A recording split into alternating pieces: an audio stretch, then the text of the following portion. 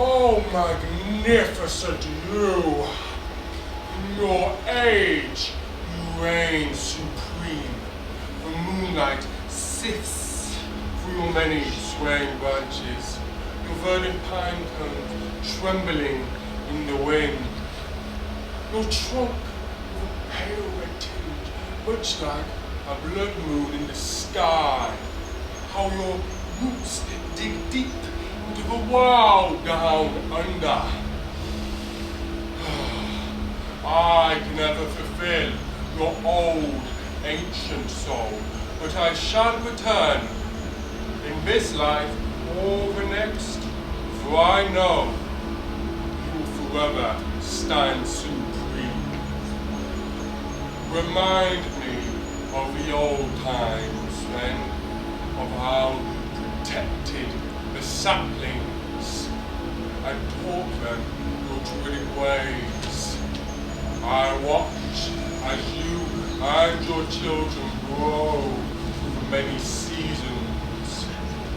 Do not tell those of recent times of how the gods look down upon ye, how their divine power guides your life force. Tell them of all the people that you have met in your life. Tell them your story, old friend.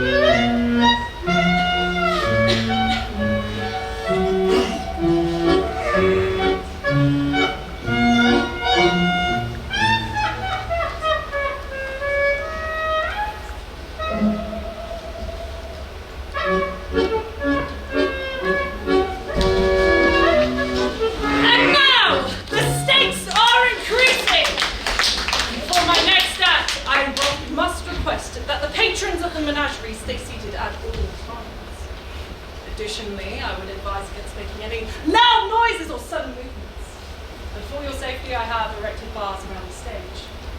And now, without further ado, we must welcome one of the menagerie's finest beast tamers, and someone who I've taken under my wings since the young age of 15, the very famous Lion Queen, Ellen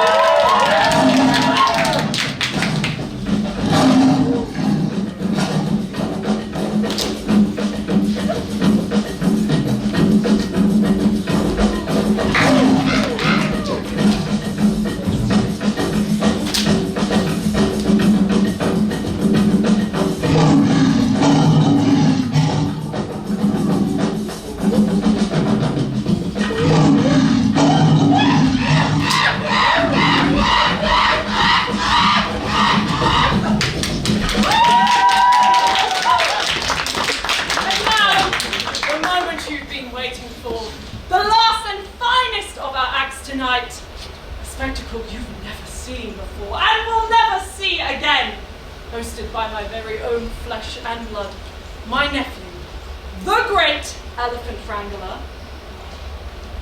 William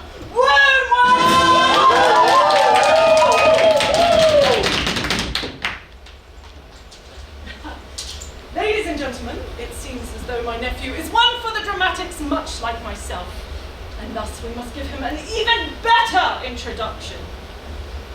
Prepare for the great elephant wrangler, my nephew, William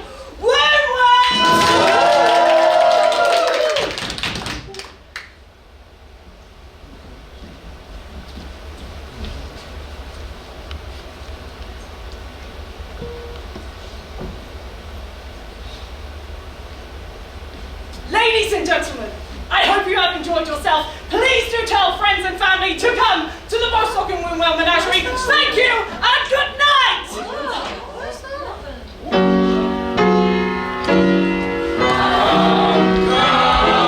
Come and make noise and be down at the old Fulham Bush. Come, have some more wine with me down at the old Fulham Bush. Here's little John and Randy, hold your hand here.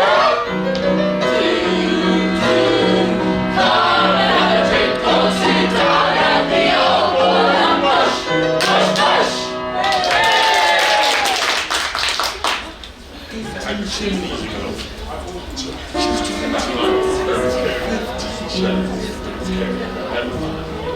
Oi, George!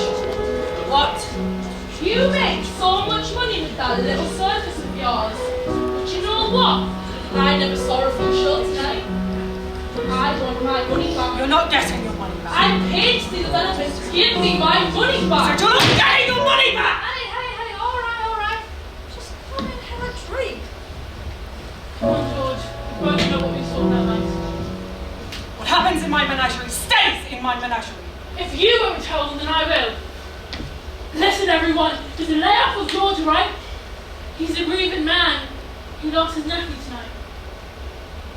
The elephant, it was spooked by a knife held in his hand, and I heard screaming and crying coming from the tent, but I was too late.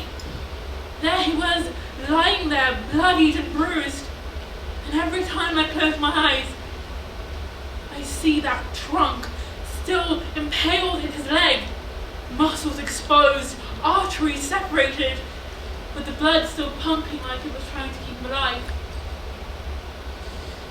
How would you feel if that was someone close to you? Knowing you have no control over his death? How would you feel? Swap it to the beast. We slaughtered him. We slaughtered him, okay? It's not our fault. He hurt someone we love. He hurt family. 3 men attacked him with sharp objects and spears, and the next thing we knew, we were sawing the trunk out of William, and he fell to the ground, limp, okay? But tonight, we don't worry about all that. We celebrate the life of our good friend, our family. To Will.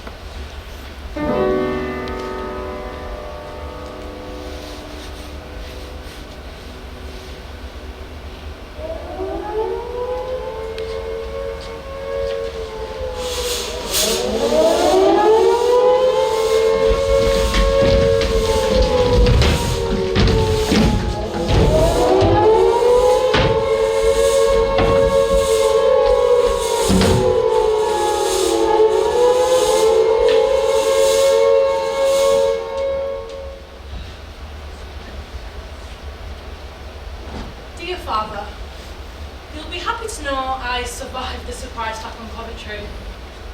I was just writing on my desk when the siren started. It was awfully loud. The moon had just gone, and it was nicely brilliant. As the evening went on, it was the brightest moon I've ever seen. That was until we had to go into the bunker. There were so many people in there, from so many different walks of life, you won't believe it. There even was a little girl in there, 13 years old. It was her birthday when the bombs hit. Surprise! Oh, you all forgot. Happy birthday to you. Happy birthday to you. Happy birthday, dear Jean. Happy birthday to you. I love it.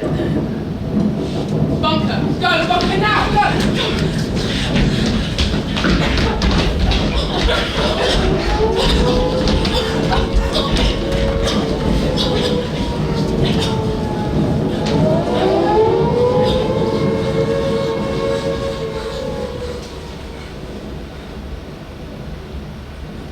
In the first 10 minutes, we overheard 32 planes overhead.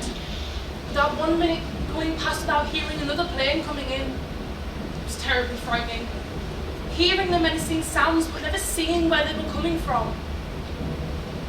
It sounded just like your bees do when they swarm. Please, please, God, just let me make it to 14. And please make sure my mum's alright, wherever she is up there.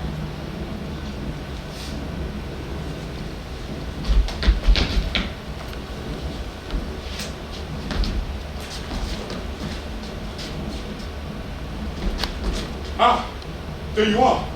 Is everybody all right? Have you got everything you need?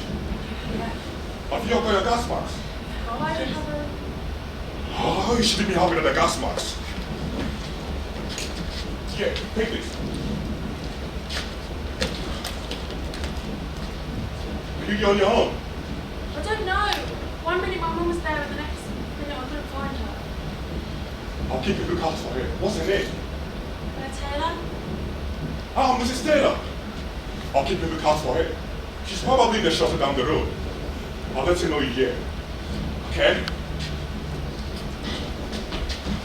Hey, get back to the shelter!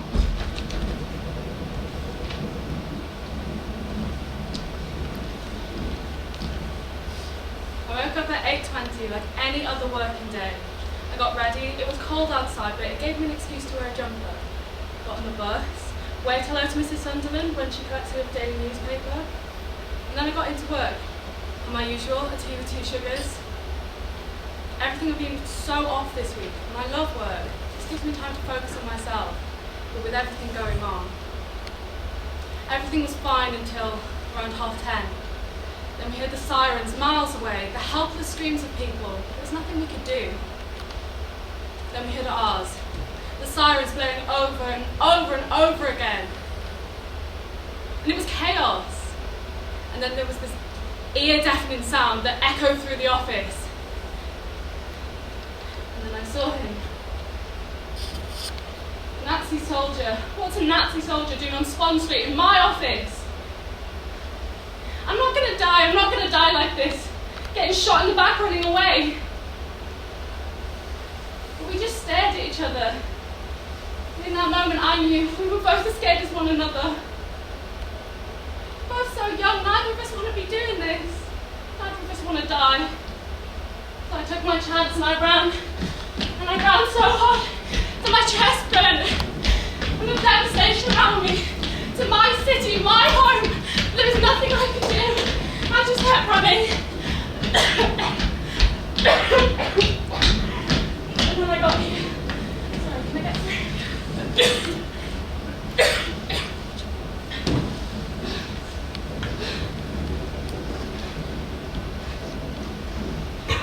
During the night, a high explosive hit a main water supply.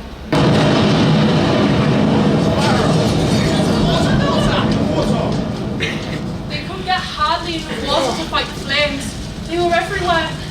The glow was so bright it lit up the whole place as far back as Kenilworth, like a red daylight.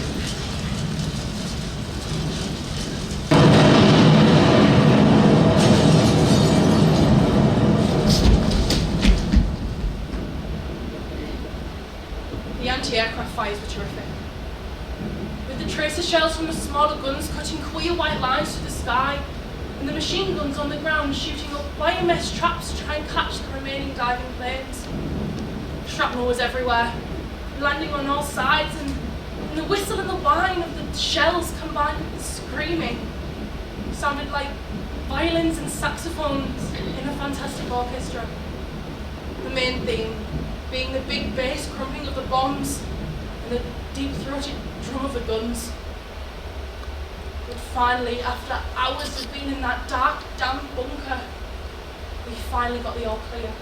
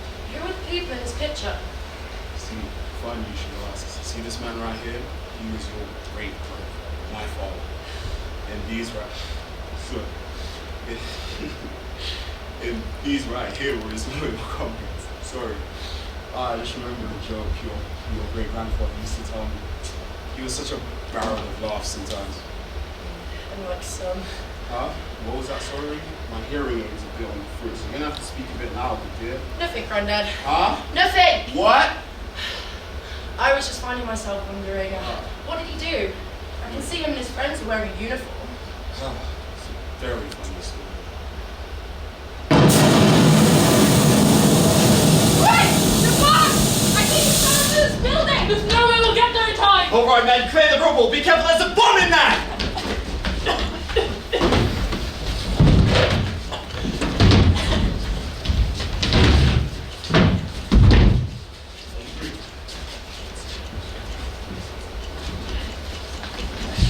Clear the people out the area. It's okay. We've dealt with bombs like this one before. Maybe if you cut that wire, and then maybe if you cut this wire here, and then maybe if you do that. And maybe if you turn this wire here, and then maybe if you start pressing the. It's gonna be a quick massage.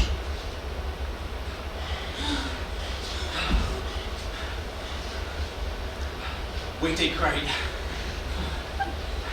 This It's all clear. Bring the truck. This has been a highly dangerous job. Also, it's dangerous. They are having to travel 250 kilograms unexploded bomb in the back of their truck to go all the way to Willie College. Your grandfather is Congress hero, bravest man. Drive there must have been so fearful. Imagine seeing the faces of the people on the streets, knowing that one wrong drop of the bomb could end it all. Did the bomb smoke at all? See, your great grandfather always used to tell me that an unexploded bomb can still be as bad as an exploded, simply due to the fact that there are environmental pollutants that still get put out into the atmosphere, isn't it? Up and next. Is everyone okay? Did the bomb explode? All in good time, all in good time. Load the truck.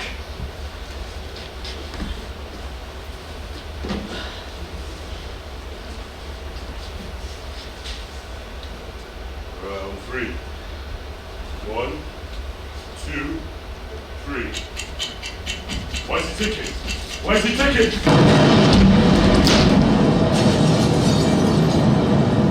So sorry, Grandad. Must have been awful.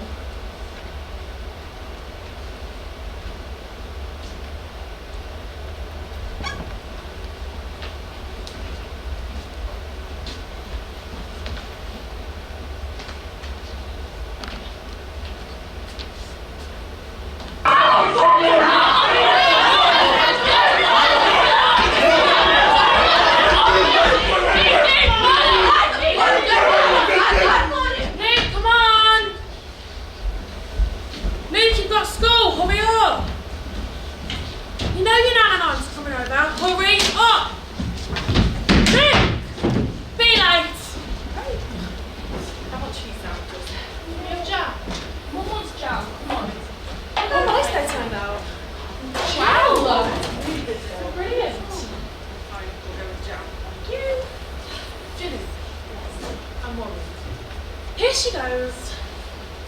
Look, I know that we've done this 100 times, but these riots are getting violent. Okay, well, are the animals going to defend themselves? No. We just need to keep on doing what we're doing. No one else is going to do it. It'll be fine. So many people in one place, someone's going to get hurt, and you know this. I know, but have you seen what the tabloids are saying? They're saying we're crazy, our points make no sense. But if this many people agree with us, then obviously we have a point. We just need to keep doing it. Honestly, you're going to be safe. Mum, I promise I will be safe. Okay, I'm proud of you. You ready? Yes. Yeah, of course.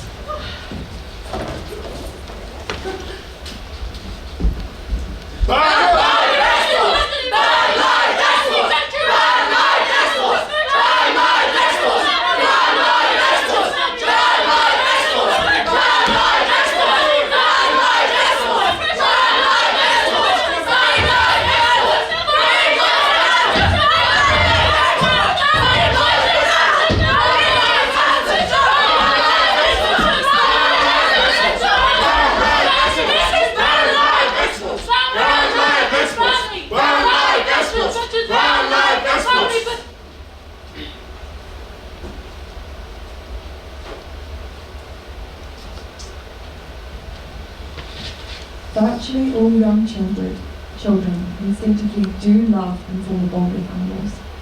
Every nursery in the land is filled with toys and images of animals, and they see them for what they are, our brothers and sisters with which we live on this planet with. We are all animals. Jilly would always run up, and she'd put her hands up like that, and she'd always be taken away by a colour. We were all pushed behind this barrier of police, and the lorries were coming. Suddenly it all went quiet. And I remember thinking, somebody's under a lorry. I knew it was still. I just remember saying over and over again, don't you dare leave me, Jill. Don't you dare leave me. Yes, someone will eventually get hurt. When the driver of the cattle trucks killed Jill, she was standing in the road, waving her arms clearly visible like she had done every single day. Did you see the woman, Jill Phipps, standing in the road before you run her down with your lorry? I claim privilege. the whole of the cathedral was filled. There was people sitting on the steps. There were so many people you couldn't get in. I only have vague memories of today. It's all sort of blur.